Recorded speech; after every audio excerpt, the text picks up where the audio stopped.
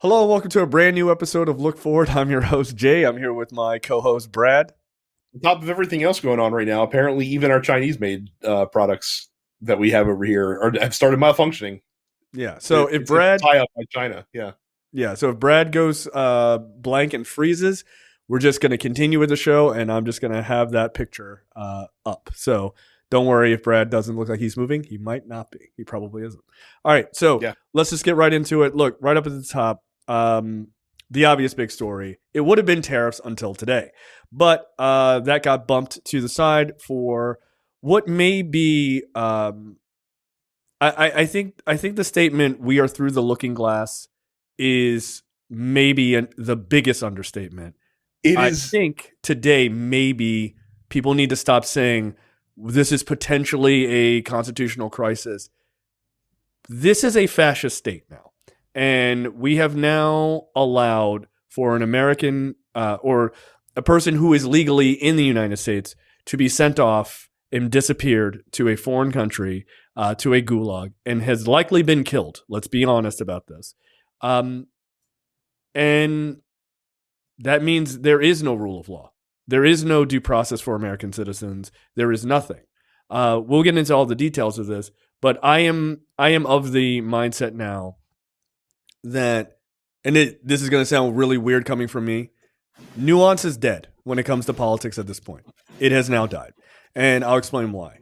For me, it has always been about what is the context of the moment, what is, going back and forth about how there are variables in every situation, right? And a lot of people like to take nuance out of politics, which I think can be very largely dangerous. However, today, I am very much of the aspect of you are either for actual democracy and the right of due process and the law, or you are for a fascist state. There are no arguments in between. This is not a what about? There is no argument in between for me. This is either, and I hate to say this is either you are with us or you are against us kind of thing. When it comes to the survival of democracy, this is a binary choice.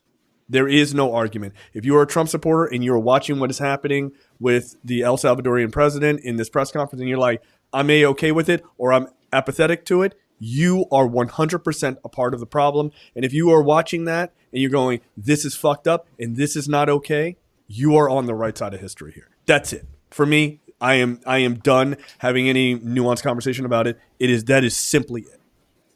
So, I mean, and here's the thing. So we've talked about Kilmar Brega Garcia in previous episodes. This is the man from Maryland who was, by the administration's own admission, accidentally, mistakenly deported to this El Salvadorian gulag, essentially, that they have set up where they deported all of these suspected gang members, of which, I think at last count I heard somewhere say only 25% of the people that they deported were actually Agua members, and the rest are just people that they suspected of this. And they had a district court judge basically tell them, hey, you need to get this fucking guy back. You guys fucked up. You shouldn't have sent him there to begin with. You got to bring him back. And the administration appealed the ruling, and it went to an appellate court, and they said the same thing. And then it went to the Supreme Court. And in what was a shocking decision by my estimation, the Supreme Court, in a 9-0 unanimous decision, said to the Trump administration, no, you have to go get this guy back from El Salvador. He shouldn't be there. He's legally entitled to be in the United States. Go get him. And the Trump administration's response to that is, well, you see, we can't. Because we can't force El Salvador to turn over someone that's in their custody. Right. So this is it. This is what Chuck Schumer said. I can't. We're not. I can't do anything until they flagrantly violate the Supreme Court. Well, guess what? It's just fucking happened. Yep. Now what? I to me, this is, again, I cannot, I don't feel like I don't feel like I'm selling it hard enough. This is it, Yeah. guys. Like, this is it. There's like, oh, but what about it? This is the moment. Because if you are a person who gets picked up on the road and they say that you are not an American citizen, or they don't even, spoiler alert, we'll talk about it in just a fucking second, they don't even care if you are an American citizen.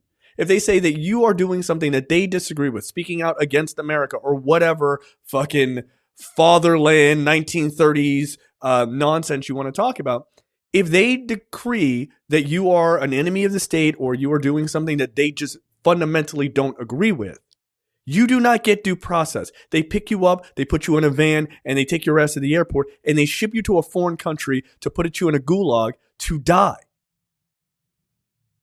That's it. If they can do it to this guy, they can do it to anybody.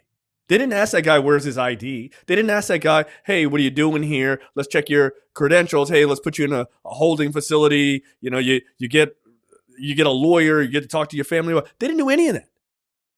They picked him up and they disappeared into another country.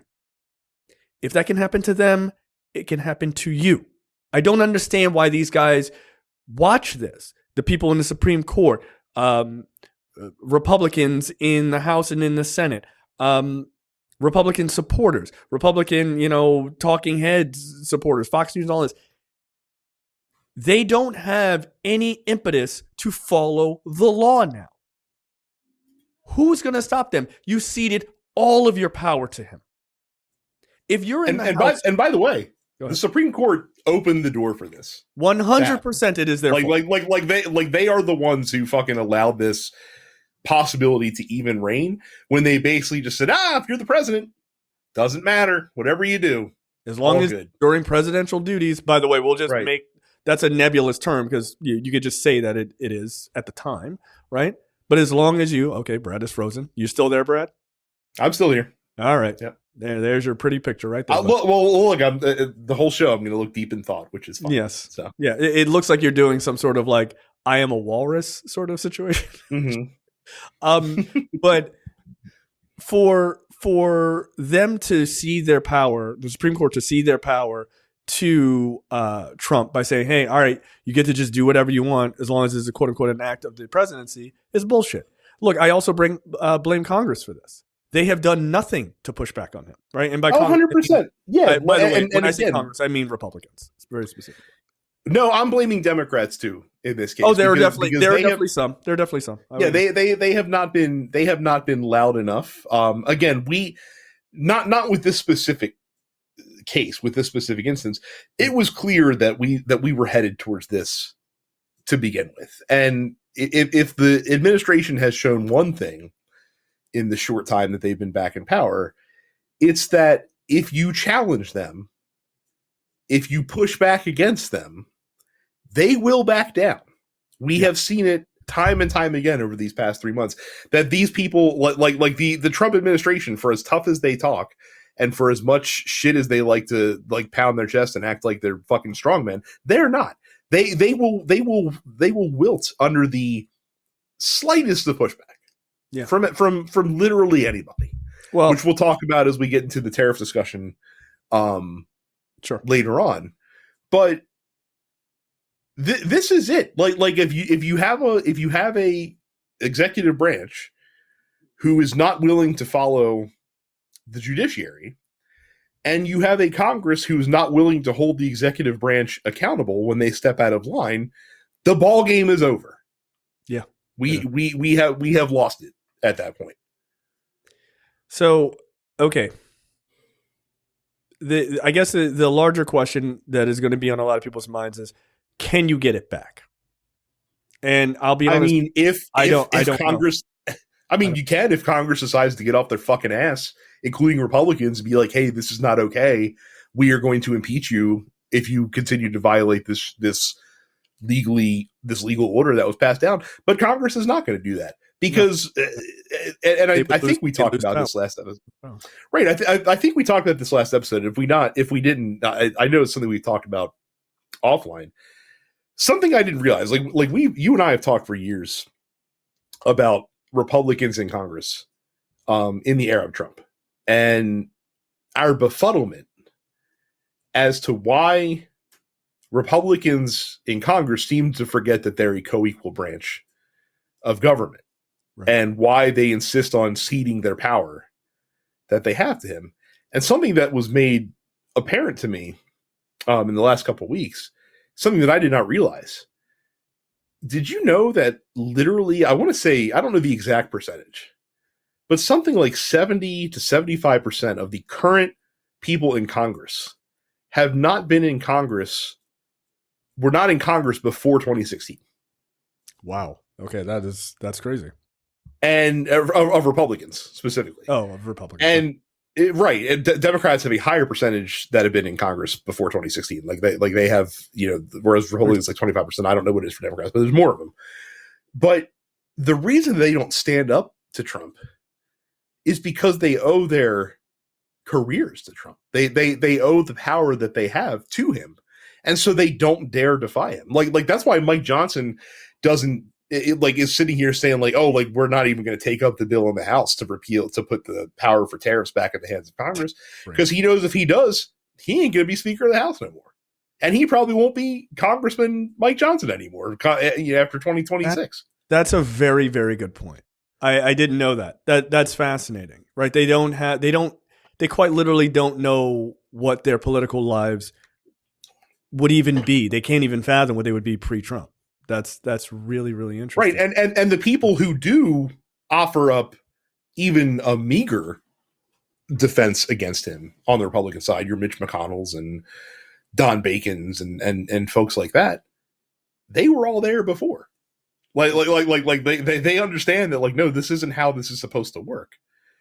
But all of these other people that have come in on the back of MAGA, this is all they know. Like, this is who they are. Yeah. Wow. That's a really fucking fascinating statistic. I did not know that. Now I'm not going to be able to give you a lot of silver lining shit in this episode. I can tell you that right now. No, it's the news is bad. The news is real bad. So. It's real bad. But that, in light of that statistic, would you say 76% or something like that? It's somewhere between 70 and 75 for the way I heard it. So, which is fucking nuts. That's a lot of people that can get knocked down, right? Because if 76% of those members of Congress are tied to MAGA and tied to Trump very specifically, that is 75%, let's say, or 70%, who are incredibly vulnerable because of all of the terrible things he does, right? Because they are intrinsically tied to him. So you say that, yeah, but you also said. You also, and I distinctly remember you last we recorded, we talked about how most voters are always like, throw the bums out, except for my guy. I like my guy a lot. But that's true, right? Like that's absolutely true. Now, like I'm not exactly wrong about that, right? Like statistically, that's true. But maybe I am actually wrong about that, because 76% of these people are fairly new, right? So it just goes to show you that things are not as permanent as they used to be, right? Mm-hmm. Now that gives an opportunity, especially when it comes to the tariffs. We'll get to that. It gives an opportunity that if they piss people off enough financially, that people will say, you know what, fucking end of this. I don't know. Americans have disappointed me thoroughly over the last number of years. So I'm not going to pretend to say like this is definitively going to help. But this situation with sending this poor guy to this El Salvadorian gulag, and I cannot stress this enough, he was legally in the United States and he did nothing wrong. Mm-hmm. Okay? I don't care what the president of El Salvador says, he's not a terrorist. That's a fucking lie. Trump, they're all criminals. That's a fucking lie. This guy wasn't. He got no due process, and he literally got picked up on a clerical error, which the White House admitted to, right? This is not a, did he do it? Did he not? No, they admitted quite openly and honestly, which was a shock, by the way, that they fucked up. Now, what's crazy in that press conference between Trump and the president of El Salvador is that they are both sitting across from each other saying that neither one of them has the ability to fix this situation. As if they're not talking to the guy on the other end who they worked with to cause this situation. And again, like here's where the press truly continues to let us down. How is someone in that room not asking Bukele? So you're saying that if the United States president makes a formal request of you to send this person back, you're going to turn it down? Yeah. Like how is that pit them against each other? A question that's being asked. Like you're saying that the United States president is a bitch? Is basically the fucking answer to that question? Because that's what they're both playing. Is, you know, Trump's like, oh, I can't make another country do, whatever I want them to do, despite the fact that he's literally trying to make every country in the world do what he wants them to do through tariffs, and that's, why he has that shit going on. But ignore all that aside. And then, Bukele's like, oh, like I can't send back a gang member to this place. And I will say this, like one thing that was really cool to see is Chris Van Hollen, who is one of my senators from the state of Maryland, basically after this press conference was like, fuck this. If this dude isn't back by the middle of the week, I'm going to fucking El Salvador and seeing what's up. Good. Because he's smart enough to know that, like, hey, like I need to fucking get visual confirmation that this dude is still They said he's alive. That's what they said. They said, the press secretary, he's alive and safe. Trump said the same thing. Cool, show him to me, because I don't believe you. And spoiler alert, I don't believe them. I think they are fucking lying. I think he's dead. Or will be.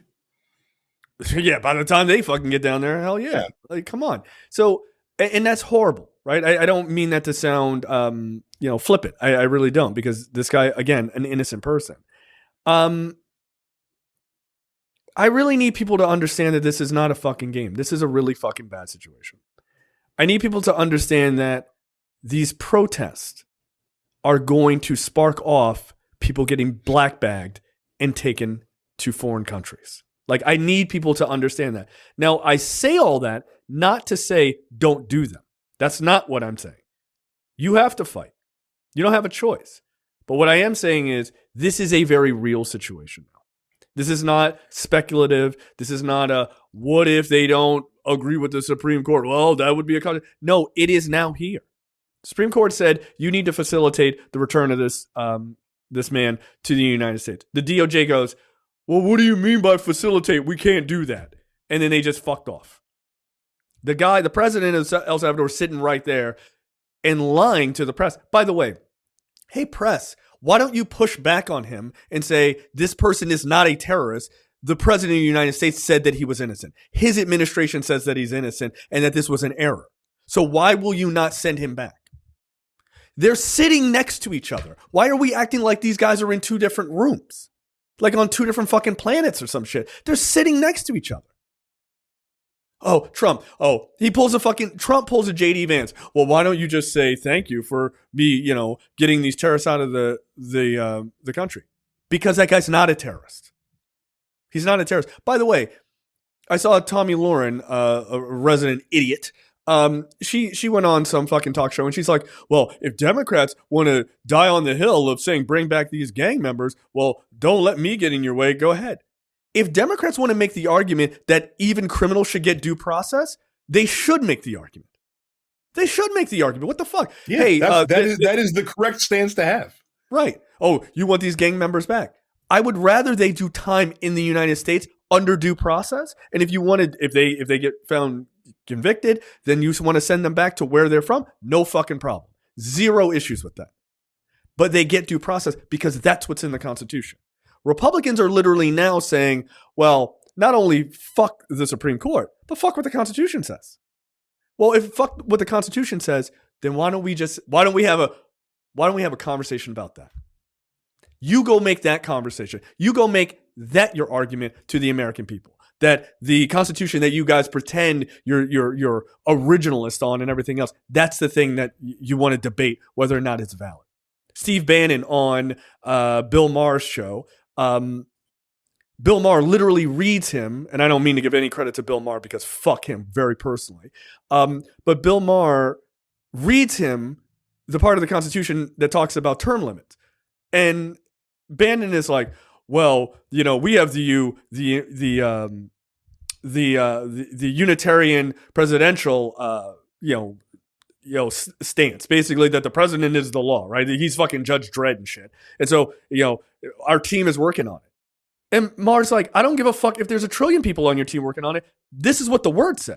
Well, we're willing to challenge that, and Donald Trump is going to run for president, and he's going to win in 2029.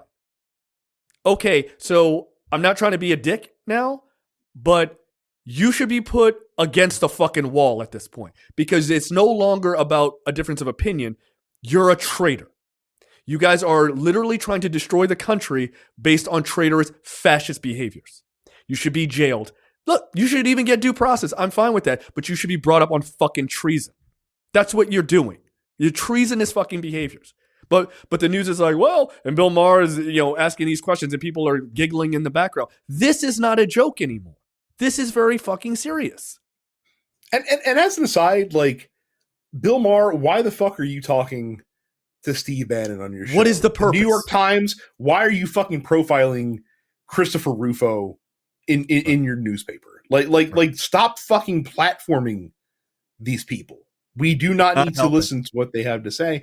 And here's why this situation specifically is fucking concerning, because as part of this meeting, I don't know if this is a hot mic moment or if they meant to get caught saying this or what the fuck the deal was going on. Yes. But basically, Trump, there's a video of Trump talking to Bukele saying, hey, you got to build more prisons because I want to start sending homegrown Americans to El Salvador. He says you need to build 5 more. That's what he says. So what are we doing now? You're sending...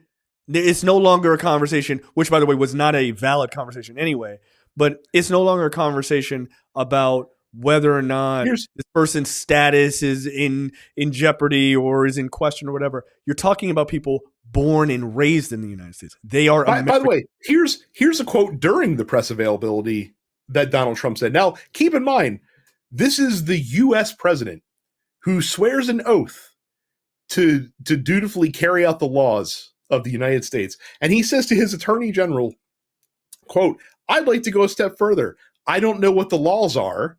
We always have to obey the laws, but we also have homegrown criminals that push people into subways. I'd like to include them in the group of people to get out of the country.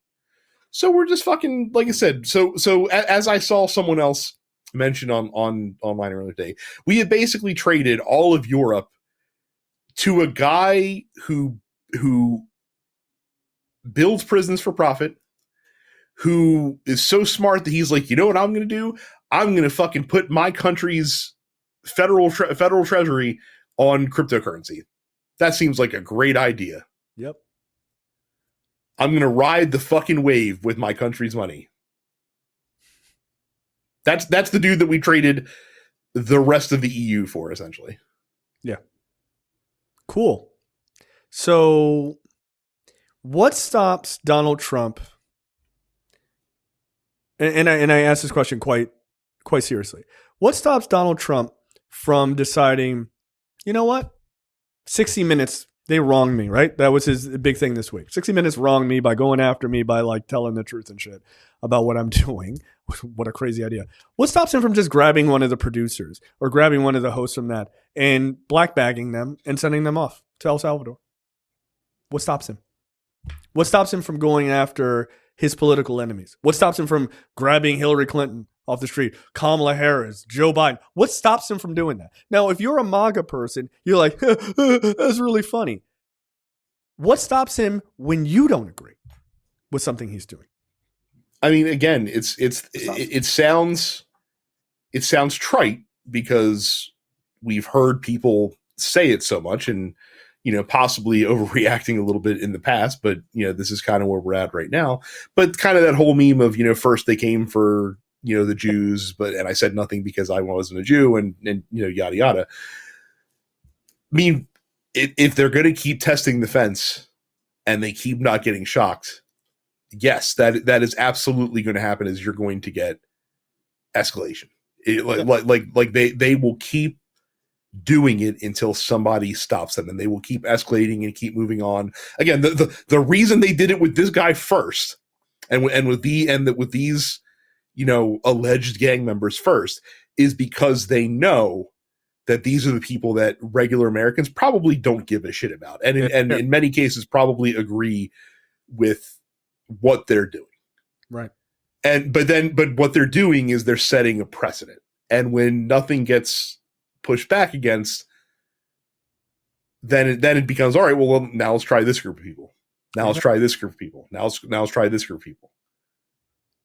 Yeah, we talked about on the preview episode for Black on Black Cinema this past week that black people are not really heavy in the streets on these protests. This is why. Because I can guarantee you, he would love to send some young black boys over to these fucking prisons. 100%. Yeah, and to fucking quote Hans Gruber, maybe eventually we'll get to someone who you do care about. Yeah. I mean, that's fucking it right there. Yeah. So make no mistake, if you think that it's only going to be a bunch of Latin folks who get sent over there, you're wrong. And breaking news, this is not the fucking response that I want to hear from Democrats. Hakeem Jeffries is on Inside with Jen Psaki tonight. Jen Psaki asked him, what, if any, power do you and other Democratic members have to compel to push the government to bring this guy home? And Jeffries' answer is, we have the power to shape public sentiment. No, you have more power than that.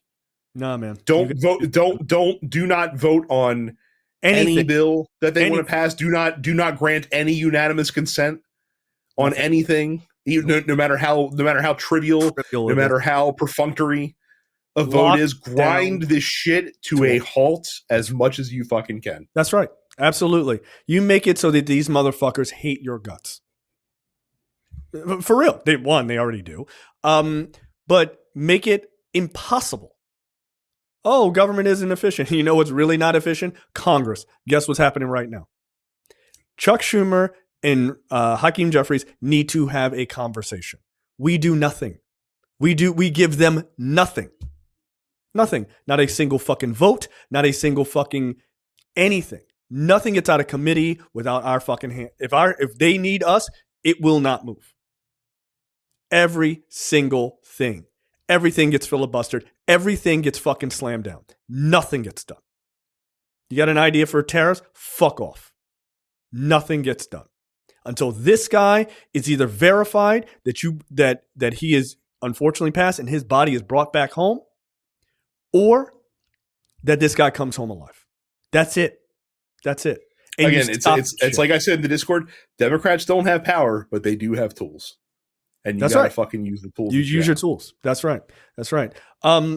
Look, man, I'm not even remotely interested in a fucking nuanced conversation with any conservative about none of this shit, about just black bagging people and sending them off to a fucking gulag. There is no conversation to be had. You are either for democracy and for the United States and how it is run as a normal fucking country, or you're for this shit.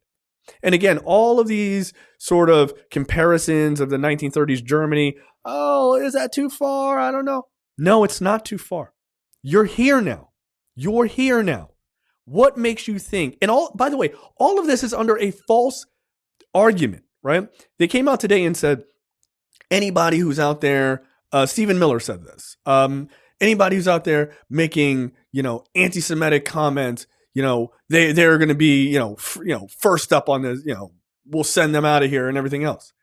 They are literally using a lie about anti-Semitism. Like they give a fuck about it. Like their supporters are the most anti-Semitic people in the fucking country. They are using that as a lie to just take out people they don't want around. That's it. If you think it's going to stop with Latin folks, you're wrong. If you think it's going to stop with Muslim folks, you're wrong. If you think it's going to stop with black folks, you're wrong. If you think it's going to stop with just white men who are liberal, you're wrong. Okay? They tried, and this was a less reported story, which is fucking insane. They tried to send 2 women to this prison, by the way. They picked up 2 women and tried to send them to that all-male fucking prison. And you know what stopped them from going? El Salvador was like, we can't even do this. Yeah, and they sent him back off the plane. Yeah. They sent him back. By the way, states states could also get involved here, and I don't know Shut it what down. it would do, but at this point, better to get caught trying. Absolutely. So Martin O'Malley, former governor No shit. of Maryland, basically mentioned that you could have the state attorney general file kidnapping charges against the ICE agents that picked him up. I like it. And then fucking yeah, I like it. Yeah, absolutely. Take him to court, man. Take him to court. Yeah. Fuck them. Oh, they're just doing their jobs. Yeah, that sounds very Nuremberg of you. Get the fuck out of here. This is bullshit. This is bullshit. Every single one of these guys who does this shit should be sued by the states in which they do them, if they are run by reasonable people, right? They should. And then it makes it so that they don't want to do the job either. Yeah, just tie these motherfuckers up in court. And go after them personally, by the way. Not just like ICE. Go after these guys personally. We going after your personal finances. You going to jail. Yeah. Oh, well. I don't give a fuck. Oh, I was just following orders. Well. Yeah. And it didn't work in Nuremberg, buddy. Yeah, that's what the Nazis say. Who gives a fuck? You got to understand the moment you're in. And I mean that to American citizens, politicians, talking heads, institutions, whomever. You have to understand the moment you're in. We always talk about that idea of like, well, if I was around during XYZ major historical event, this is what I would do. This is a major historical event. This is not one that's going to get blown off in fucking 4 years and we move on to a Democrat and then everything is fucking hunky-dory and it goes up and down. No, this is it. This is it. This one. Isn't there a big planned march, I think, coming up this weekend? Another one, yeah. I mean, they've been seems like the last couple weekends they've been. Yeah, there's a big. I'm pretty sure it's a big 50-51 national one this coming weekend. This is going to be telling. It's going to be telling because if there is anything, and don't think that they won't try to push shit. If there is anything, they will use it as a way to black bag American citizens and get them the fuck out of here. I mean, they didn't do it. They didn't do it during the last one because again, if you push back against them, they will crumble. Yeah, yeah, I agree with you. But I think things are different after this 9-0 ruling that they ignored. I think that's the big difference, right? The Supreme Court said, "Hey, you're going to do this thing," and they were like, "No, fuck off," and nothing happened. So now that they have confirmation of that, I'm not so sure that pushing back on them, why would they back down? I think the only thing that makes them want to back down is over financial issues. Because quite literally, you got your big dogs who are like coming out like, yo, I'm a billionaire and I don't like this shit, right? Like that's all Trump respects. But again, how far does that go? Because, hey man, if you're talking shit, maybe I fucking put you in a gulag and I don't care if you're a billionaire and I seize all your assets. What are you going to do? What are you going to do? You going to fly off to another country? Better hope we don't catch you first. You know what I mean? Like there is a moment here where you don't have any escape from him unless you don't live in the U.S. So if I'm a billionaire and I don't like this shit, maybe I'm talking shit from international waters on my yacht. I don't like you know what? Like maybe I'm not sitting in my house in fucking Texas saying this shit. But that's what he wants. I mean, but they're the ones that are going to say the least because they have the most to lose. So they're going to shut the fuck up and play ball. Try to ride the storm out. Yeah. Look, man, it's I'll say this. Go ahead. I was going to say we should take a break. When we get back from the break, I want to go to the Discord because there's a post that someone made last week, and I thought we should address it on the show. All right. And so I think it's a good way to position. So okay, all right. Let's take a quick break, and we're gonna come right back.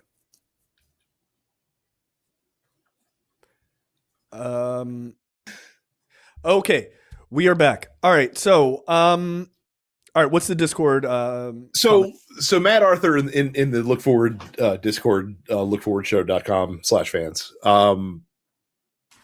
They asked in response to our last episode, I need some help here. Here's the short version of my question. What the fuck more should I be doing? So they talk about how like they're boycotting companies that are outwardly supporting this shit, preparing themselves for another recession, the fourth Republican created recession in their 40 years on Earth. Yes.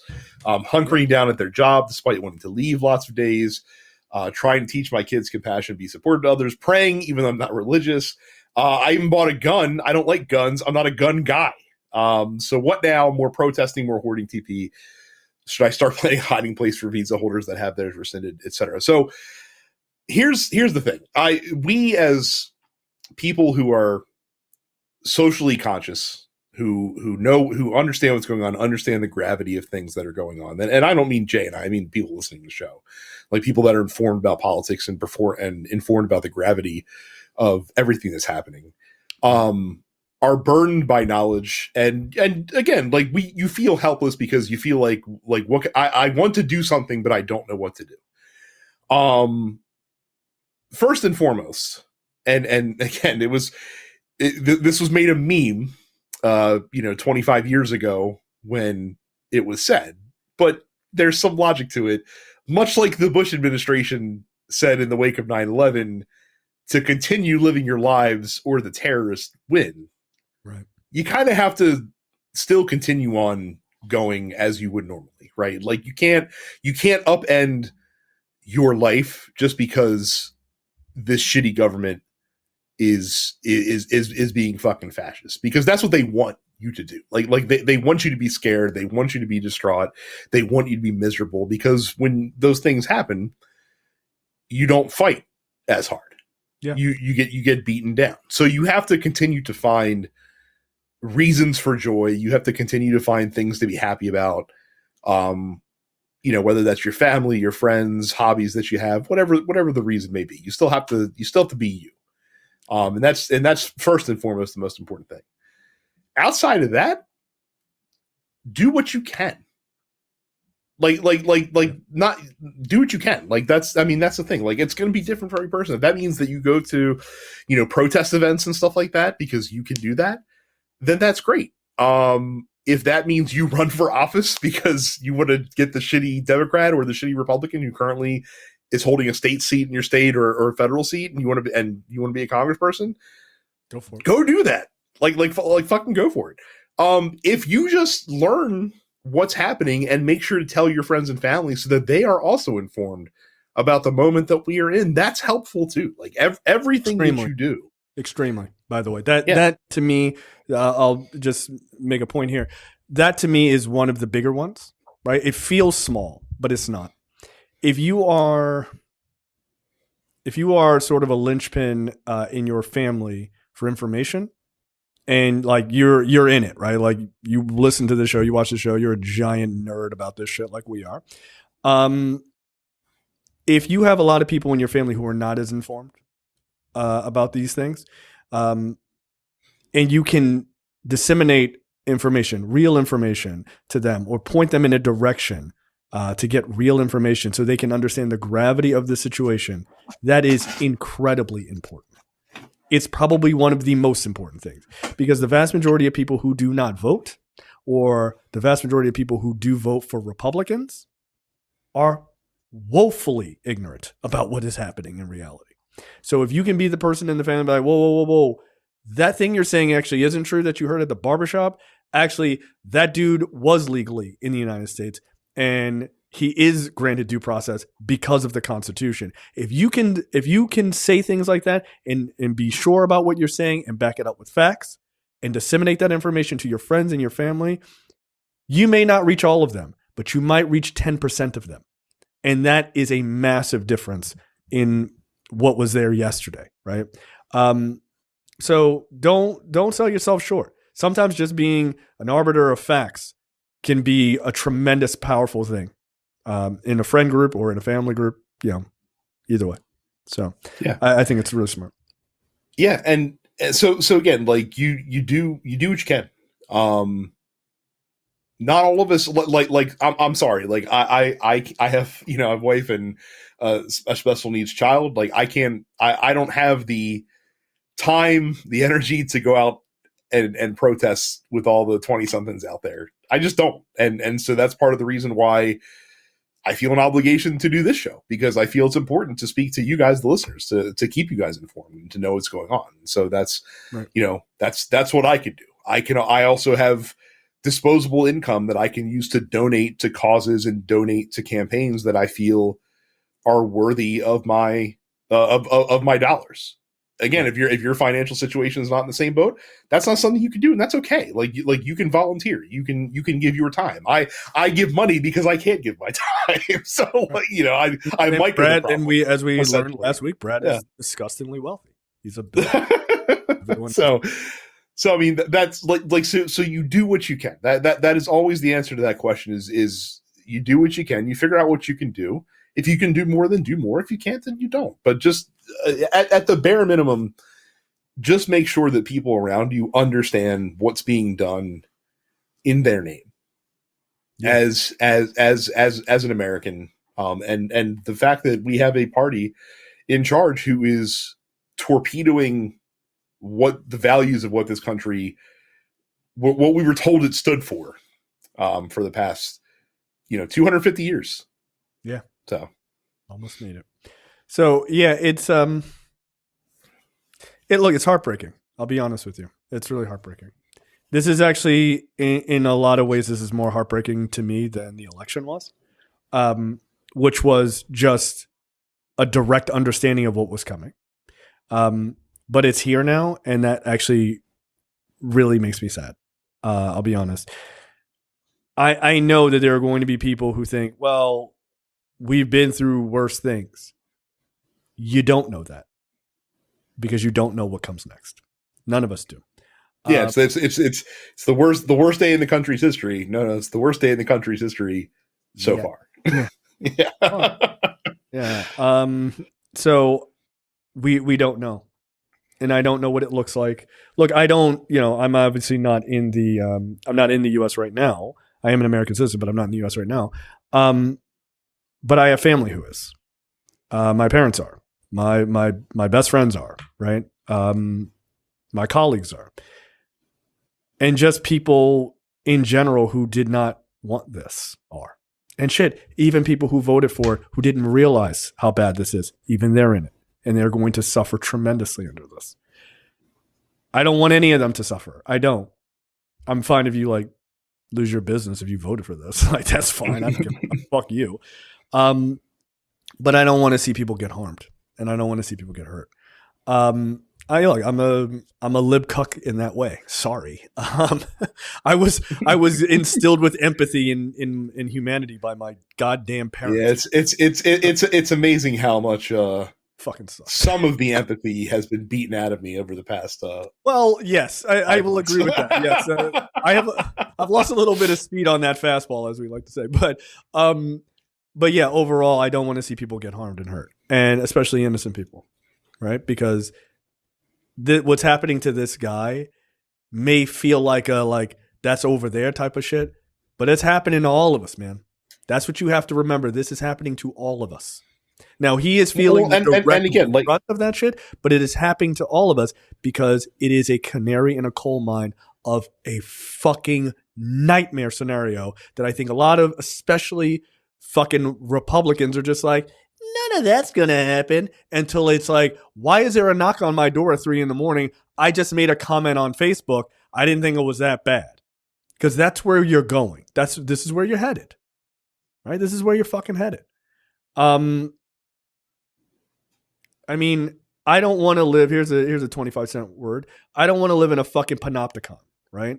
Where everything is watched and fucking tracked, and we're all like good little citizens because we don't want to make sure that we step out of line because the AI is watching, right? Which is a fucking program, by the way. Was it Planeteer or some shit like that? That they're Planeteer, that they're pushing, right? This AI thing that's scanning everything, from your fucking comments online to cameras in the sky and drones and shit, to keep you in line. These motherfuckers are on TV saying this shit. Yeah. Do you want a Spectre? Because this is how you get Spectre. Right. So no, thank you. No, thank you. So I'll be honest. This is one of the reasons, not that I saw it exactly like this. I'm not some sort of fucking soothsayer type of shit, but this is one of the fucking reasons why my wife and I moved. I noticed shit was getting worse. And, a large part of it is we wanted to raise our daughter just to have an international perspective, which is, I think, good if you can do those kind of things. But part of it is I didn't want to raise my black daughter in this shit. I didn't. Well, and I'll tell you this: if you did have a mind to come back at some point, it's certainly not going to be in the next 4 fucking years, at least. No, and my wife and I actually had a conversation about that recently, and no, the things that are in place now that we like or agree with or stuff like that, that's different than where we live. There are no guarantees that those things will be there in 6 months. There's none. There's zero. Yeah. And even trivial shit. I mean, stuff that doesn't feel trivial, but is kind of trivial in the grand scheme of things. Like, my wife's car is getting ready to be paid off. We're a family that likes to carry just one car payment at a time. Usually when her car gets paid off, it's time for me to buy a new car. Nope. not fucking happening right now. We were thinking about looking for a new house in the next year to 3 years. Nope, not while Trump's in office. Probably. Like it's going to be kind of fucked. Like this stuff is going to change. Even those of us who don't have the social concerns necessarily, like this is going to, like these decisions do matter. They do change how your life is going to unfold. Like and as the Discord commenter, as Matt Arthur mentioned, like they're not particularly happy with their job, but right now, if you can tolerate it, it might be best just to kind of hunker down and kind of weather the storm, because unemployment's going to go up. Like that's it's going to that's just the facts. Yeah. Oh boy. Okay, so let's go to news you need. Boy, oh boy. So the drop, the rally, insider trading potential. Some people say there might be insider trading. I say there's definitely insider trading. Look, Martha Stewart. Yeah, absolutely. The very person that we were talking about, a news story in private conversation offline. Some news just broke about her tonight. As a matter of fact, go for it. So we have to give the whole fucking story, even though everyone fucking knows it. So of course Trump rolls out. We talked about last episode his quote unquote reciprocal tariffs. On countries, basically any country that we had a trade deficit with, which is not a bad thing. He thinks it's terrible, but it's just how fucking things happen. You buy stuff from people, okay, but basically got hit with massive tariffs on top of a 10% tariff across the board for like every country, essentially. And predictably, the reaction to that from the stock market was not good. Not good at all, as it plummeted over basically the entire week last week. They announced the tariffs on Friday. Futures looked like shit. The market opened Monday, and it was down. I think when it was all said and done, I want to say like a 15% drop in total from its height. Mm-hmm. Back in February. And what's more, lost over $10 trillion in stock market, right? And what was really a concern. So, and again, this is a very 10,000 foot view of this. The U.S. bond market is considered a bellwether of stability, because no matter what's going on in the world, the safest thing that you can do is buy a U.S. bond, because basically that's like saying, hey, like, we trust the full faith and credit of the biggest economy in the history of humankind. So like when countries are struggling or when institutes are struggling, they'll buy U.S. bonds because they know, 5 years, like I'm going to gain some interest. It's going to be great. It's going to be fucking awesome. Like this is a safe place to put your money. Easy money. Well, the bond market started to fall off. Mm-hmm. And that's what really sent alarm bells ringing, even for this administration. And so in reaction, they got yippee, right? Yeah. In reaction to this, Trump paused for 90 days the reciprocal tariffs that he rolled out just the week before. Now, it's important to note here. It's important to note. Well, there's two notes. So first of all, the 10% tariff across everybody still in place. Right. So every country still getting tariffed an extra 10%. Still the biggest increase in tariffs probably in the world in one shot, basically. So like things are still going to be considerably more expensive than they were, even getting rid of the extra reciprocal tariffs. But of course, carved out from this was China. And basically, China and Trump are in a tit for tat, full blown trade war at this point, because China is essentially matching whatever tariff the United States puts on. China is matching it. Is where they're at right now. Do you see what's happening on social media with China right now? Oh no, have you peeped this? So what? Oh, the trolling? Are you talking about like the trolling that they're holding? Well, there's plenty of trolling, but what is happening is folks who work in the retail business. Oh, this, yeah. I love manufacturing. Look.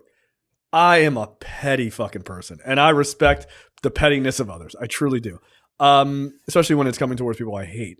So people in the manufacturing industries in China, which there are a lot, have been going on TikTok and being like, listen, you know how you guys are paying for these like high-end brands in America, like your Gucci and your Louis Vuitton and your Birkin bags and all this other horse shit?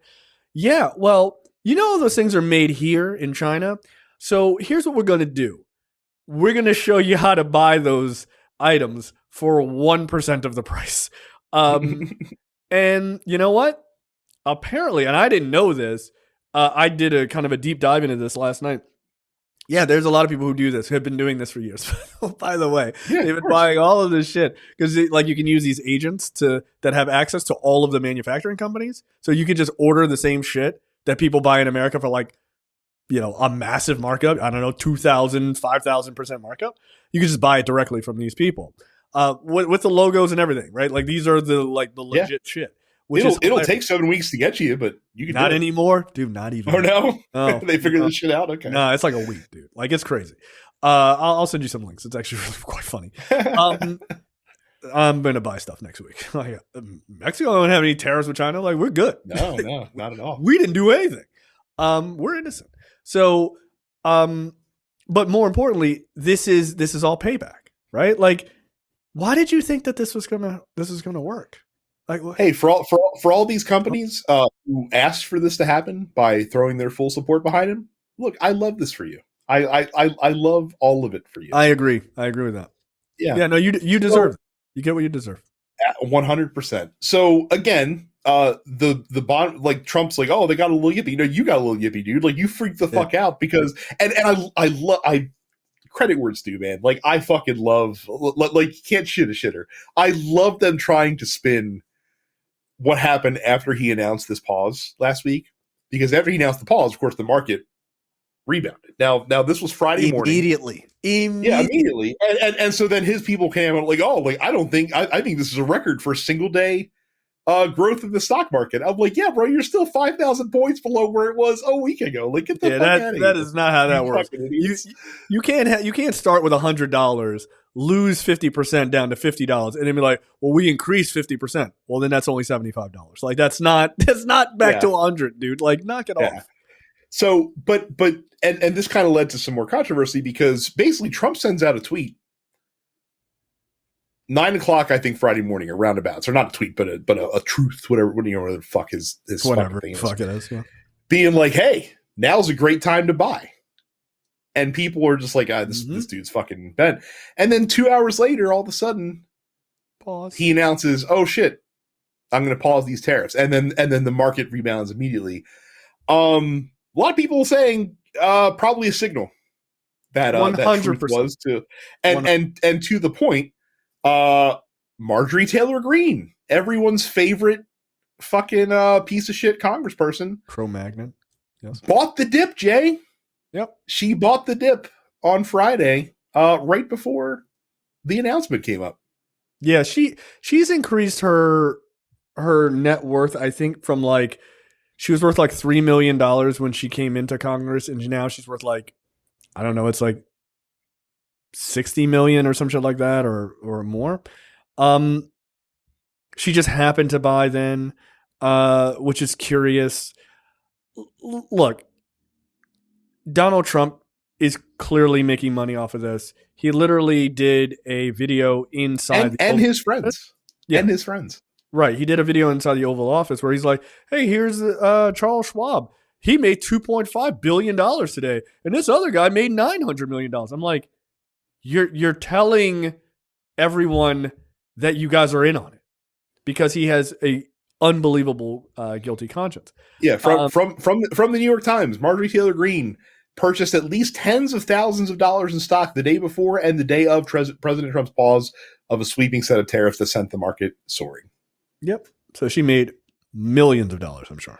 Wouldn't it be cool if we had a functioning SEC so that they could investigate, hey, who exactly in Congress all of a sudden got real aggressive trading stock Thursday night and Friday morning? You can't be mad at Nancy Pelosi for trading stock if you're not mad at this. That is correct. You can't. I am consistent on that, and that I don't think this is acceptable either. Nor do I think Nancy Pelosi. Yeah, ban every congressperson and their immediate family from even being able to own stock in anything. Yeah, make it a law. Hey, by the way, ban anyone who serves in the executive branch. Yep. Ban every judge. Yeah, I don't give a shit. And guess what? You know what you'll see? You'll see less people running for Congress. Oh, good. Because the people that running will be the people that we actually want to fucking be there, not the ones who are going there just to get fucking rich. And none of this like, oh, you get to be a lobbyist after 5 years. No, you never get to be a lobbyist. You never get to be one. Never. You never get to be one. I'll let you be a fucking lobbyist if you can't trade stock. And that's what you and I were talking about, because like you brought up the Marjorie Taylor Greene. No, because I don't want them. I don't want them to never be a lobbyist because I don't want them to leave Congress, become a lobbyist, and then go lobby their friends. No. Yeah, I'm just trying to get one step at a time here. I think the ban on stock trading is more achievable than a ban on lobbying. No. I don't disagree that it's more achievable. Yeah. I'm just saying of the things I want, you should not also be able to be a lobbyist because it's just a backdoor to that shit anyway. Right. No thanks. So again, lots of people got really fucking rich on Friday, and knowing Trump, honestly, this might have just been the fucking plan the whole time. For all we know, it honestly could have been. It could have been. I don't think this is the end of it. No, it's certainly not the fucking. They'll keep doing this again, especially if no one fucking checks them. They will just do this over and over again. In 90 days, you might see the same fucking thing. In 90 days, you might be like, oh, tariffs are back on. Market takes a shit. Let's wait a week. Buy the dip. Oh, we're gonna postpone the tariffs again. They could, if nobody stops them from doing it, they can just keep doing it over and over and over again. Yeah. And people because they know how predictable the markets are, and meanwhile the rest of us, the normal folks, just get fucked. Yep. Because it fucks with fucks their jobs, fucks with the companies that we work for, and they don't care because again we're just pieces on the board to them. No, they don't care. Hey, let me read. Can I read something to you? Sure. I think it's.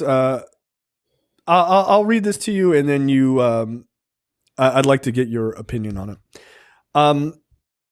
Quote: we are convinced that increased protective duties would be a mistake. The existing tariffs already provide adequate protection for practically every industry. In many instances, they amount to prohibition. America is now facing a problem of exporting or perishing. It is therefore folly to suppose that we can increase our prosperity by shutting off imports. Such a policy is bound to invite retaliation and to reduce the sale of American products abroad. We are opposed to the pending tariff bill, the pending tariffs, for the following reasons. 1, because of our export trade is essential to our prosperity and highly protective tariffs threaten our foreign markets. 2, because such tariffs will raise the cost of living and injure the great majority of our citizens. 3, because under present conditions, they will raise prices of many products important to our farmers. 4, because they will make it more difficult for foreign countries to pay their debts to us and to buy our goods. 5, because they will make it more difficult for our country to maintain a reasonable standard of living and attain a highest possible industrial development. We therefore urge our government to withhold enactment of these drastic increases in rates and to adopt a procedure which will afford ample opportunity for consideration of the interests of all affected parties. What do you think of that that letter? That sound reasonable to you? I mean, yeah. I mean, well, so and we've talked about this before, but I think it's worth reiterating. It's tariffs in a vacuum, in and of themselves, are not a bad thing. Like, if you have a specific industry, surgical, in this country that you are trying to stand up and you are trying to make a player, then it absolutely makes sense to laser target tariffs on that specific industry. So a great example is semiconductors. So Biden and them signed the CHIPS Act, which I think Trump is trying to fucking walk away from, which doesn't make sense to me if you're trying to increase manufacturing. But okay, like, okay, I'm not the president, I guess. All right, but regardless, so let's say the CHIPS Act takes place, right? And over the next 5-10 years, a lot of companies who make silicon build up manufacturing factories and increase American manufacturing, that, and makes us a player in that space. Right. That's the point where it makes sense to implement tariffs on semiconductors and say, hey, we have a burgeoning semiconductor industry here in America. We want you to buy American semiconductors. Therefore, we're going to place a tariff on the semiconductors that come in from China. That makes sense. That's how you implement tariffs. You don't fucking put the cart before the horse, and you don't do it on a widespread basis because, again, as we talked about last week, the industries that Republicans are desperate to get back into this country are gone. They're gone, and they're not coming back, and you don't want them back because they're industries that are low paying, low skill, and backbreaking, and it's not something you should want for your country. We have developed past those industries as a nation. Like fucking Howard Lutnick out here talking about, like, oh, we're going to create the factories so that people, our American workers will put the little screws in on the iPhones. Why the fuck would you want that? Why the fuck would you want that industry? Nobody wants to work that. Let China do that shit. Bro, they have the nets outside of those buildings because people try to jump out, okay, and kill themselves. Like, that's quite literally a real thing. Right. By the way, I just like to point out, Brad, on the gotcha of that letter I read to you. With Chuck Grassley? Is Chuck Grassley letter? No, Brad. Oh, that, interestingly enough, was a letter signed by 1,028 economists on May 5th, 1930, when they opposed when they wrote that to President Hoover, opposing the Smoot-Hawley Tariff Act. So if that shit sounded reasonable to you, it's because they're making the same motherfucking mistakes. And weird. So 1930, right after the Great Depression, something happened. Like someone came into office in 1933 and helped create a federal income tax and negated the need to make all of our money from tariffs. And that's maybe why we haven't fucking worried about this shit forever and ever. Again, like, it just costs citizens money. That's all it's fucking gonna do. And look, I got to tell you, there is part of me there is a small part of me that I like to keep dormant in these conversations. There's a very small part of me that really bothers me that it exists, but I cannot ignore it, Brad. My brain refuses to ignore it. If he's Hoover, mm-hmm. Who the fuck is FDR? Like, is that what we're going through? Is this the nightmare scenario that we have to go through to finally get somebody who is worthy of picking up that fucking mantle? And I don't like to think about it because it's so fucking horrible. I don't want to think about it. Like, I don't want to think about it because of all of the fucking shit that you're going to have to go through to potentially get there. And Hoover sucked, but he wasn't fucking Hitler. Like, you know what I mean? Like, not doing the Hitler shit. So it's like, but who's the FDR? Right? I mean, who's the person? Look, and we have to fucking rally as a country because of the dog shit situation we've been put in. And look, easy for me to say, and I'm really not trying to be flippant about this because I truly do feel for people that are going to suffer and go through it in this time. But if that's what's on the other side of this, if we get 21st century FDR, good God, then it's not worth. I can be miserable for 3 years, I guess. So. I'll come back and live there for fucking 3 years for the socialist utopia that awaits us on the other side of 2028. More federal jobs. Woo! We're doing it, baby. Look, I mean, but that's the weird silver lining I try not to think about. Because I don't want to give people because you can't because it's as to quote many Brooklynites from the 40s and 50s, it's the hope that kills you. So yeah, it is. And so I don't know that is going to happen, but I do know this: Americans hate when the economy is bad, and they react in strong fucking ways. They do. They just do. Well, I have a silver lining for you, Jay. I guess that the tech industry, who donated millions of dollars to the Trump inauguration, realized they were getting a raw deal. I'm assuming got really pissed because the Trump administration also last week carved out an exception on the tariffs for smartphones and PCs. Or so we think, because their messaging around this has been completely inconsistent. From them saying, "Hey, right, we're carving out this exemption," and then Howard Lutnick went on TV on Sunday and was like, "No, this is not a permanent exemption." And then Trump came out today and said there is no exemption. So what the fuck? What are you doing? What the fuck? I mean, it really looks like he goes to the comment section and is like, "They're calling me a bitch," and he just goes on his fucking computer or his phone. And he's like, "I'm not a bitch. There are no exceptions." You're like, okay, like. This is weird. Yeah, I don't know. I have a feeling that when people were like, "Yo, an iPhone's going to cost $3,500," and he was like, "All right, is that bad? Because I have money." I don't give a fuck. And they were like, "That's really fucking bad. People are going to get pissed." It's one iPhone, Michael. What can it cost? $3,500. Right. Yeah, he really kind of is her too. Just nakedly corrupt and really out of touch. Yeah. He is the Lucille. Lucille 1, I guess. And the best part of this, of the whole tariff situation, is that the tariffs went into place last Wednesday, and customs weren't even collecting them because they weren't set up properly, functionally to be able to do it. Yeah, I saw that story. I was like, not only are they evil, they're also unbelievably incompetent. I mean, if anything's going to save us, that's it. It's just unbelievable incompetence. Yeah, the fact that they're the stupidest people trying to do what it takes a really smart person to be able to effectively execute.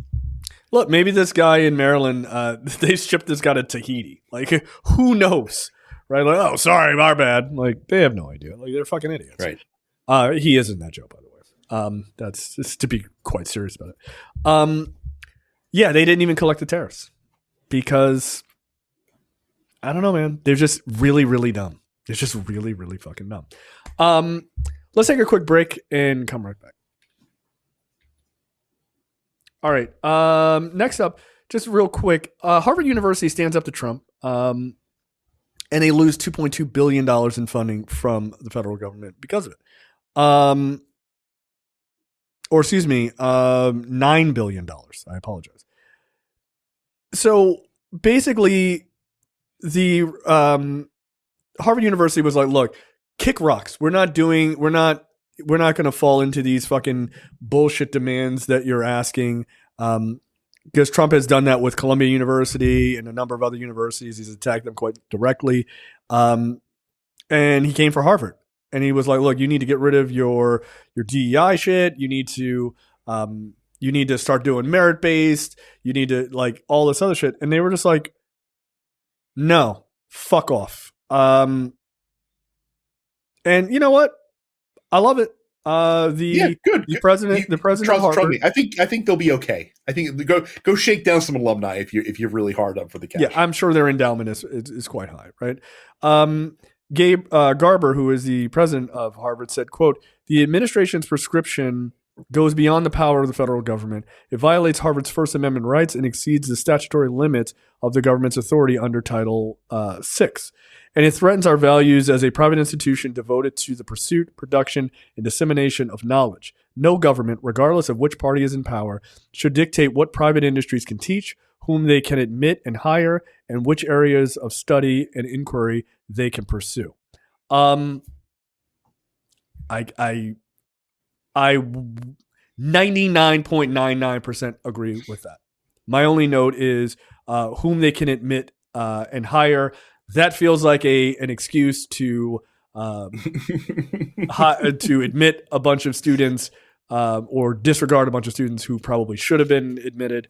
But I get his sentiment, right? Harvard doesn't have the best track record on shit like that or hiring, but that's like the opposite of what DEI is, right? And look, maybe they're trying to do better, so good for them. I'll concede that. But no, he's right. There is no reason for universities to bend the knee. And the only reason why places like Columbia bent the knee is because of this federal funding. Here's an idea. Maybe they don't take federal funding at all from now on. So now you're never going to be quite frankly, I don't understand why private universities need to take federal funding. They shouldn't. In the first place. Yeah, I agree. I'm sure tuition at Harvard should keep them totally fine on flush with cash. Flush. Yeah. So get the fuck out of here. I mean, I know Harvard does a lot of research, right? Like they have they had quite literally said that, this federal funding withholding is going to stop some life-saving research they do, like medical. Okay, that's a little different, yeah. Like if you're actually getting federal grants for research and stuff like that. Okay, so I get that, but at the same time, if it helps you to get from under the boot of a fascist state, you take the hit. Go down swinging, just take the hit. And I'm sure I would have many issues with things that Harvard has done now and in the past, but credit where credit's due. This is how you stand up. Columbia, the person who is head of Columbia, you're a fucking coward. You are. You're a fucking coward, and you're going to and Hopkins too, by the way. Like Hopkins as well. Mm-hmm. They literally told their students, "We cannot protect you." The vast majority of your students are fucking not white. I know this because my nephew graduated from there, and I went to your graduation. All of the names, there wasn't a fucking white name on that list. I mean, look, if Hopkins wants to cease being the destination fucking college for medicine, what are you doing, dude? Yeah, okay. Dumb dummies, what are you fucking doing? We can't protect you. You better fucking protect them.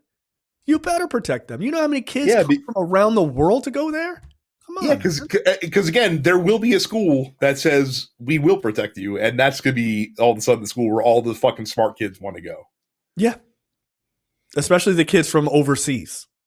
Right. Like the amount of talent you're going to lose, the brain drain that you're going to create because of your cowardice is fucking unreal. And not just students. Right. You'll have staff. You'll have staff that'll be like, all right, I'm not fucking putting up with this shit. Get the fuck out of here. Fuck off. So, all right. So shout out to Harvard University. What a weird thing for me to say out loud, but good job. All right. All right. Good clean read on that. So super weird. This episode sponsored by Harvard University. All right, let's move into fast corruption and faster screw ups. Look, I hadn't seen this story. A clip of this. I hadn't either. Yeah, a clip of this popped up for me this week. This happened about 3 weeks ago, but I think it's worth noting. So Mike Johnson, who is Speaker of the House and also the spokesman for checking on your kid's porn and having your kid check on your porn, he floats an idea of eliminating the federal courts as Trump faces judicial pressure. Right? This new thing with Republicans is, woe is Trump, because federal judges are doing their jobs by pushing back and saying, hey, man, you can't just break the fucking laws. Like, we're going to stand in your way. We're going to do injunctions. We're going to push back. So Mike Johnson's response is, hey, you do know that Congress has the power to get rid of court districts, right? We control that. So we're going to look into that. Look forward to that in the next coming weeks. Republicans do not believe in democracy. They don't. Now, if you're a Republican voter and you're like, I believe in democracy, I'm not talking to you. I'm talking to the people you vote in. So, yeah, I'm about to say, ostensibly, I guess I am. If you vote for these people, then again, actions speak louder than words, my guy. Yeah. We're just going to get rid of districts. This is the threat. And I love, by the way, I love the response to this from the Senate, because Josh Hawley is quoted in this, and this is accidental truth telling, like as we like to say, shoot comments that aren't meant to be shoot comments. Right. He said that would be a bad idea because it would create more judicial backlogs. And quote, my view is I'd like to get more Republican judges on the bench. Cool. I thought we were just calling balls and strikes here. Yeah. I mean, look, at least you're being honest, dude. Like, at least you're being honest. Like, no, keep the districts. Just load them up with a bunch of pieces of shit Republicans who agree with us. Oh my God. That's how Dad did it. That's how we do it. I want people to recognize something, and by people I mean Democrats. Stop being afraid. Right? Two things I've learned in this administration over the last couple of weeks. One, imposter syndrome is fucking worthless, and you should not have it, okay? Because the amount of unqualified buffoons that are in power under the Trump administration is staggering. The other one is stop being afraid. Remember when Democrats were like, we don't want to talk about judicial reform, maybe reforming the Supreme Court, we can't talk about it, expanding the court. These motherfuckers are like, why don't we just wipe out districts? Mm-hmm. We're not doing 0 to 5 miles per hour. 0 to 100 immediately. Just get rid of that whole district, because those judges are being a hindrance for what our guy wants to do. I'm sorry, that's a fascist thing to do. It's a very fascist. They're literally out here saying when a judge rules against what the administration wants to do, like, oh, like no one elected these judges to make to make these decisions, to rule against the executive branch. Bro, they're a co-equal branch of government. They're interpreting the law. That's what they're doing. That's what they're fucking there for. Yeah. They have just as much power in the Constitution as the president does. That's what co-equal means. The president's like, I want to, or the executive branch is like, I want to do this. And the judge there is saying, yeah, you can't do that, it's against the Constitution. Violates the law. Try again. Yeah. You're supposed to care about those things if you're in Congress. Yeah. Yeah. Yeah. Get out of here, Brad. Where'd you get your law degree? So it's remarkable that these guys were just like, yeah, why don't we just get rid of the districts? So if Democrats ever get in power, I don't want to hear anything about nervousness about expanding the court. Expand the court. Fuck them. Yeah, fuck them. Pack. Fuck them. Expand the court. Pack it. Add a couple districts again, like we should have already. Should be. I mean, again, if you paid attention to how the federal judiciary worked prior to like World War II, they would add districts. Like as population grew, they're like, oh, we need more districts because we have more people that we need to adjudicate things for. So we need to add more courts. Yeah, that's literally what would happen. And by the way, if I'm Democrats and I get back into power, there's gonna be plenty of things to adjudicate because you motherfuckers are going to prison. Okay, like make no mistake, there are people who are going to prison. Like I am not interested in the let's look forward. No. I want to look back. I want to look back, and I'm reaching right in the past, and I'm grabbing motherfuckers and bringing them to court. Oh, absolutely. Yeah. State and that's going to be. And by the way, that's like I think Bannon alluded to that. Like that's going to be a rallying cry of them. It's like, if Democrats get in, they're gonna try to throw us in jail. And I'd be like, Steve Bannon, stop! I only have so much skin. Like it's too tight. Yeah. The skin is too tight. Yeah. I can only get so erect. Right. The idea of throwing Steve Bannon into a fucking prison with due process makes me joyful. Right. He's a treasonous piece of shit. Oh, we passed the hour mark? Well past. I'm gonna make this episode. I'm gonna make this episode for free. I was gonna say something really fucked up, but I'm gonna make it for free. Oh, that's a shame. Yeah. No, that's fine. I want to say gotta watch out for the federales. Yeah, well, they ain't coming to arrest me here. Hey, Scheinbaum, you want another fucking 25% tariff? Oh no, go arrest this guy. Like, oh man, come on. What did I do? I'm a nice person. That would be fucked up. I get arrested here. Like, what the fuck, dude? How? All right, next up in Fast Corruption and Faster Scrubs. Please. We I don't know the story. I think it just came out as we recorded our last episode, and we somehow missed it. So Laura Loomer swung by the White House a couple weeks ago for an in-person meeting with Trump. Okay. And here, I'll say it. Did he miss his blowjobs from Hatchet? Well, it seemed like she had some business to take care of, and I don't mean that kind of business that you're referring to. Yeah. So she shows up there, and they're like, "Oh, like, what are you meeting about?" And she's like, "Yeah, don't worry about it. Don't worry about it. Get the fuck out of my way." When she leaves, General Timothy Hall, the head of the NSA, and his civilian deputy, Wendy Noble, were fired by Donald Trump and removed from their positions. And the reason why, reportedly, is that Laura Loomer recommended that he fire them because they were insufficiently loyal to Trump because they were appointed by Mark Milley, the former Joint Chief, who Trump fucking hates. And because Laura Loomer, the crazy person who once chained herself to the door of Twitter to get her account unblocked. Not the craziest thing she's ever done. Not the craziest thing she's ever done. Have you seen her? Is now making national security recommendations to the president, and he's listening to them.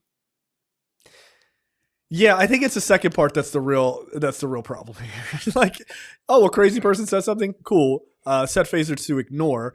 No, this guy's like, no, all right, she's fucking smart. Trump acknowledged this on Air Force One in the wake of the press, in the wake of this happening. The press asked him about it, and he said, "quote She makes recommendations, and sometimes I listen to those recommendations. I listen to everybody, and then I make a decision."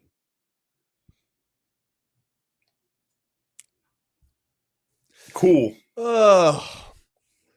This fucking rules. I love. Again, not enough is made of the fact that Donald Trump is a brain-addled moron, and he is what Republicans accuse Joe Biden of being. He is that person, and it's really cool that he's running the fucking country. It's also cool that like fucking rocks. He keeps taking cognitive tests. And from my understanding, they don't give you cognitive tests to see if you'll pass it. They give it to you as a confirmation. Yeah, he's bragging. He's like, I answered every question correctly. I'm like, that's good that you did, because if you didn't, that would be a serious fucking problem. By the way, you're also a liar, so who cares? Yeah, I don't believe you. We also got our annual Trump in office. He weighs 234 pounds confirmation. Just to keep the morbidly obese fucking category. Right. He also is apparently having like a 5-hour medical exam. No. The physical, apparently the physical / cognitive test took 5 hours. He apparently has to go in for a follow-up colonoscopy. We can only hope that the hamburger from heaven has finally done its job. Hashtag pray for turbo cancer. I hope he does. Actually, the funniest thing that could happen to him, honestly, him dying of ass cancer would be. Oh no! That's not it. That's not it. The funniest thing that could happen to him would be him dying of measles. That would be the funniest thing. Yeah, that would be pretty good. Yeah. Robert F. Kennedy's like, sorry about that. My bad, guys. Fuck that one up, didn't I? Oh shit! Can I be president? No. Shut up. No, I hope he dies. Quite seriously, but tomorrow, yeah. Tonight, breaking news. Like, we'll keep going for hours. Are you kidding me? Oh, dude. I would do the obnoxious thing that you don't do on a podcast. I would just underbed the entire episode with just happy music. Like, I just would. That would be my thing. People would hate me, but it would be fine. You'd all understand. No, I have no compunction to be nice. I hope that he dies. I do. Like sooner rather than later. By any means. I just don't care. Like that guy is an awful fucking human being. All right, TikTok. The TikTok ban has been kicked down the road again because laws don't matter anymore. Okay, I have turned my brain completely off of this whole TikTok ban thing. It's fine because I'm in on it. So yeah, again, I have to back up and just remind people the situation here. During the Biden administration, Congress passed a law that says if a sale of TikTok is not made to a U.S. company, and the Chinese government and ByteDance, who's owned by the Chinese government, has not completely divested themselves from TikTok by this date, then it will be taken down from U.S. app stores under some penalty to the app store providers. Like the enforcement is on like Apple and Google and not TikTok themselves. So Trump gets in, and Trump's like, I'm going to postpone this. You can't. The kids will love me. Right. And here's the problem. And this was under discussed even by us at the time. Executive orders aren't laws. Executive orders can't supersede laws. That's not how that works. Again, if we had a functioning Congress that actually did their job, they could sue the executive branch and be like, no, like you can't do this. Like this is the law. You can either follow the law or you can have us, pass a law to repeal that law. But you can't just sign an executive order and say this is going to be postponed. But Trump postpones it for 75 days. That deadline came up last week. And he said, I'm postponing it again for 75 days. I have to, again, remind people that there is a law that says this is going to be what's happening. Right. You can't just suspend that with an executive order. Now, the DOJ can decline to prosecute Apple and Google if they decide to keep offering this app in violation of the law, which is what they said they were going to do. Right. If you're Apple and Google, I don't know that I'd want that sort of Damocles hanging over my fucking head, so that if you cross Trump the wrong way, that he's then instructs the DOJ to enforce that law on you that you've been in violation of for the past 3 months now, by my estimation. Right. That's not a great idea. However, I did hear an opinion, I can't remember from whom, and this is actually quite genius, now that I thought about it. Jay, do you know how China could probably end this whole tariff fiasco with the United States? Go for it. I love it. Just be like, hey, you're going to remove those tariffs, or we're going to turn off TikTok. You think that would matter to Trump? Yes. If it matters enough for him to keep postponing banning the app in the United States, then it would matter enough for him to risk losing. People would be pissed off. Like his voters would be pissed off if they lost access to TikTok. No, I don't think. I don't. No. Dude, all he would have to do is explain to them that there's a little bit of pain. We're rolling out fucking Trump talk or whatever fucking horseshit. Like, God, dances.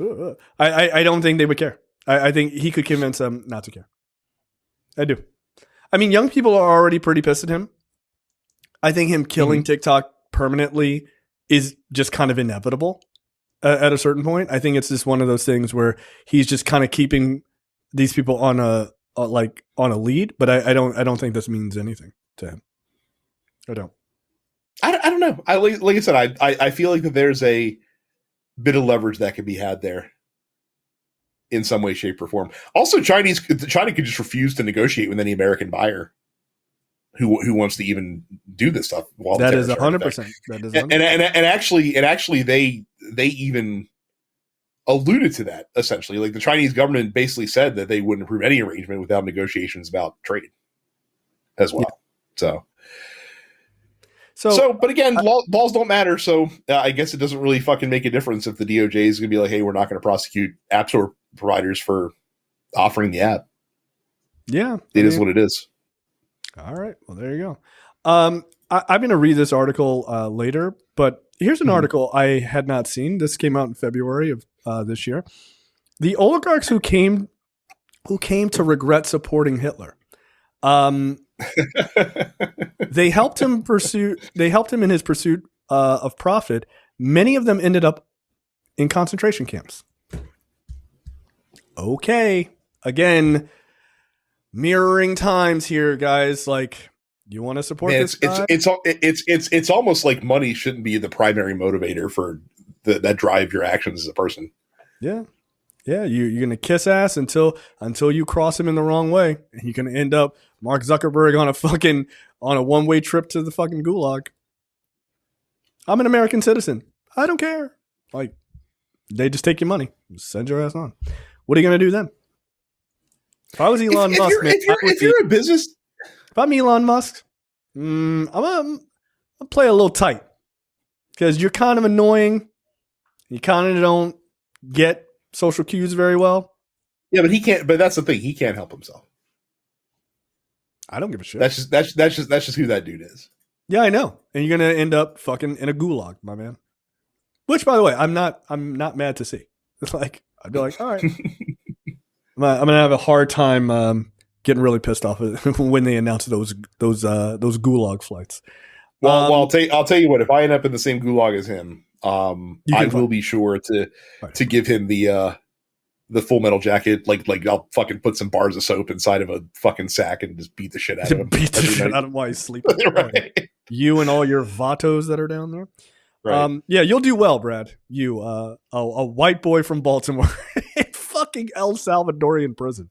Hey guys, dude, I've got this beard. I can pull it off. No, they shave your fucking face and head. Oh, that's right. Yeah, fucking day one, baby. Like, this is a wrap for you. You can't have a unique look. That's not how slave labor works. So this story I put on. Look, this is just one of those stories that's gonna make you mad. Sorry, but you. Yeah, I heard you. I think you shared this video with me.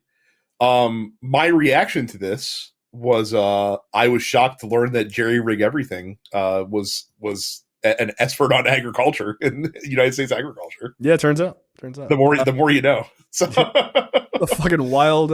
It's a wild account, but so from 1862 until 1923.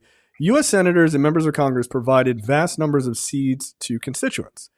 At its peak, the Congressional Seed Distribution Program delivered over 60 million seed packets directly to farmers and market gardeners every year, helping introduce new varieties of everything from wheat and corn to oats, soybeans, flowers, and vegetables. A century later, far fewer Americans till the soil for a living, but the seeds remain central to our lives. So there is, in fact, a sort of central seed repository, right? Mm-hmm. That holds seeds for all sorts of things that are grown in America.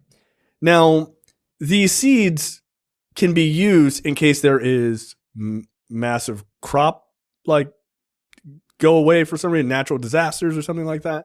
And they lose like strains of crop that, exactly,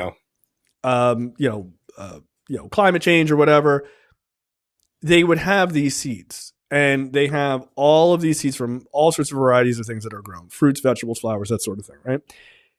And they keep them because of sort of this potential apocalyptic kind of situation, right? Sounds like a good idea. Well, sorry to say, this is a diverse seed organization, right? This is a part of the federal government. And because they have a diversity of seeds, right? Because there are many different types of seeds, that's why you would use that word. Doge decided, let's cut the funding to this. And so the vast reserve of the diverse seeds for the country in case of famine or natural disasters are now in peril because a bunch of 19-year-old hackers did a keyword search and are trying to fucking destroy the country because they're too goddamn stupid to know what they're doing. Oh, my God. By the way, side note about Doge, remember how they said that they were going to save $2 trillion a year? Yeah, my favorite story. They dropped it. They just quietly changed it on their website to making it $150 billion a year in savings is what they'll be able to do, right? I thought the country was so corrupt. I thought the government was so corrupt that you'd be able to find $2 trillion of poorly run, inefficient, corrupt savings that you'd be able to save this much money. Turns out, not fucking really. Also, and even then, it would be a net negative because of all the cuts they made at the IRS. We can now collect like $500 billion less in taxes. Right. And not to mention all of the things that we're going to lose because you fired so many people. Right. Right. But the tax cuts they want to ram through, which means even less income coming in negative to the country. Right? Let me tell you something. Hold on. I want to add one last thing to the story. So they quietly moved it from $2 trillion a year in savings down to $150 billion, right? At the same time, these are not related, but at the same exact time, it came out that at this point in the administration, comparative to this point in the Biden administration, the Trump administration has spent $150 billion more. So the $150 billion in savings, you didn't even get that because you're spending more than when Biden was president. In 1 quarter. In 1 quarter. If you were so since these assholes like to run the government like a business. Hell yeah. Right? Like they think, oh, run the federal government like a business. If you were a business owner and you hired a consultant and that consultant told you, hey, you do what I tell you to do, you follow my methods, you follow this program that I'm going to set up for you guys, and I'm going to raise your revenues by 20% year over year. And your revenues only go up by 1.25% year over year. I'm pretty sure you're going to fucking fire that consultant. That is 100% correct. You're done. So, yes. Yeah. So, cool. This is what we're doing. We say it all the time. Like just because you're rich doesn't mean you're fucking smart. No. You know what is smart? Having a fucking seed bank to make sure that crops are protected in case of mass famine or environmental disaster. I would never even think about doing something like that, but the federal government did because there's really fucking smart people that work in it. Yep. But like to me, it's really fucking telling that with all their fucking blowhard nonsense, they really didn't find any corruption. Of course. You know why? That should be the you know why? Massive takeaway. Do you know why? Because again, the corruption finding department in the federal government literally already existed. They're called the Inspector General, and they fired all of them when they as soon as they got into office. Mm-hmm. The reason they didn't find any is because we have IGs that do their fucking job and find it themselves. Yep. So when you hear Republicans say, well, they found all this corruption, say, where is it? Yeah. Where is it? Show me. Show me where it is. Because they don't have all these people on collecting There's 4-year-olds collecting Social Security. Yeah, those are 4-year-olds that are collecting the money that their dead parents put in. Yeah. You fucking idiots. Right. So show us where the corruption is. What they cannot do is show that. What we can point to is, turns out the U.S. government pretty efficiently run. It turns out they are. the wild thing from all of this is actually the U.S. government was actually doing pretty well. Yeah. Is it perfect? No, fuck no. Of course not. But they're not really actually interested in efficiency. They're just interested in just kind of ripping out things to just see how much damage they can do. Because they're working for the Russians, in my opinion. I mean, as I've seen many people say, if you were Russia and you designed a psyop or a cyber op to fucking destabilize the United States and crash the U.S. economy and all this other shit, what would you have done differently than what the Trump administration has done? Nothing. Over these first couple months. I told you, I literally put that into ChatGPT. I was like, if there was a person who was kind of owned and operated by Vladimir Putin, who was the president of the United States, what are things they would do to destabilize the United States? And it was almost a shot for shot, exactly what this asshole's doing. I didn't say Donald Trump. I didn't say that at all. I just said, I put it in there. It gave all the response. And I said, okay, now look in the news and compare what Donald Trump is doing to what the list you gave and match it up. And they were like, this is a lot. Like, this is really close. Yeah. Like, okay. Am I making it up? No, I'm not making it up. You look, ChatGPT is free. Go check it out. Do it. Do it yourself. You don't have to believe me. All right. What's dumber, a brick or a Republican? Last story before we get out of here. I titled this story For Steaks. Linda McMahon, while being the worst seller of a stunner by Stone Cold Steve Austin in the history of time, is also an idiot. Can you imagine being so rich and out of touch that you don't know what AI is? Like, you've never. No, I can't. No, I can't, because AI is like, has been so pervasively the topic of conversation in America, or in the world, really, but just like, especially in the US over the past like couple of years. Yeah, like it seems like it would be impossible to not know what AI is, or at least know the term AI. Well, at the very least, like even if you don't know what it is, you've at least heard of AI, and you know it's AI. Yeah, well, Brad, maybe if you got a stunner, and you kind of slumped over when you were trying to sell it, you would have brain damage too, like Linda McMahon.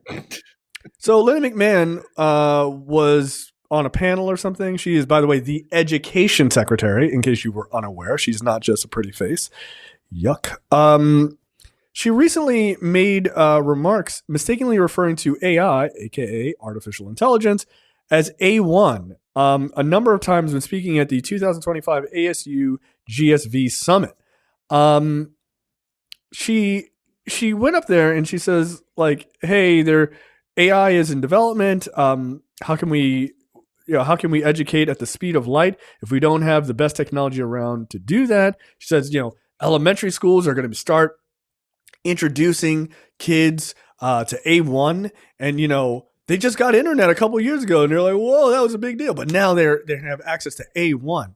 And of course, the proper response from the A1 steak sauce people was, yeah, you're right. We got to start kids early on A1. Which is fucking hilarious. She kept saying it. Like I've heard an audio clip of this. I've heard an audio clip of saying it, and she just kept saying it over and over again. Because she really thinks that's what it is. Because she's dumb. God. She's dumb. God. She's the education secretary, and she got dunked on by a steak sauce. I haven't had A1 in years. A1 is delicious. I won't eat it. I don't eat it on steak. I don't eat it on steak, but it is good. It's a burger topping for me. Oh, that's not bad. I like that idea. Oh, it's fucking banging on a cheeseburger. Don't get it twisted. I like that. I said this on Dense Pixels. I'm going to say it here. If you're A1, the steak sauce company, I'm doing everything that I possibly can to become a sponsor of WWE right now. You got to capitalize on this. Yeah, no, you do. You gotta have like somebody come out dressed as an A1 steak sauce, do a fucking frog splash on Roman Reigns or some shit. This is monumentally stupid. Again, I need everyone to understand this. Having imposter syndrome is fucking useless. Okay, it's for fucking losers at this point, because all you have to do is look at the current government and be like, oh shit, you know what? I can do it. I'm good. Yeah. I don't even need to be educated to be the education secretary. I don't. Who cares? A1 steak sauce, baby, all day. All day. Yeah, shout out to you, Brad. That's a good idea. A1 steak sauce on a burger. I like that. Yeah. I'm a bit of a snob. I like to have Grey Poupon on a brat. That's my favorite. Who the fuck are you, Obama? Yeah, no, it's me. It's me and Obama. Dude, Grey Poupon is amazing, by the way. Shout out to that. It's got white wine in it. Come on, it's delicious. I love that you used to believe that it was stupid. I fuck with it on like I'll fuck with Grey Poupon on like a turkey sandwich, but not on like a burger or a hot dog. No, dude. On a brat. Not a hot dog, on a regular. I'm eating a get out of here. I'm eating a spicy brown. On a spicy brown mustard on a brat. Pause, Brad. You can't say spicy brown and just let that slide. That's crazy. I added mustard. Yeah, it was a little the gap in time was too that's a wild statement. All right, that is it for us. We're going to end there with A1 on a hamburger. If you've had A1 on a hamburger, can you confirm that Brad is correct? If you have not had a Grey Poupon on a brat, do yourself a favor. Fucking grow up, goddammit. I'll try it, but I'm going to be disappointed. You're not. I'm telling you, you're not. Okay. You're not. It's too good. It's too good. All right, that's it for us, guys. Look, take care of yourselves. Be safe out there, especially if you go into these protests. I mean, quite seriously, I don't care if you're an American citizen or you got a green card or anything in between. Be safe, please. Please. I don't need to hear about anybody getting black bagged. I don't want anyone to have that happen to them. And I certainly don't want it to happen to any of our listeners, all 7 of them. So, all right, we will see you guys next week for another episode. See ya. Okay, that's the end of the free portion for this week's episode of Look Forward. Make sure you go to lookforwardshow.com/premium. Sign up for premium content. It's only $5 a month or $50 for the full year.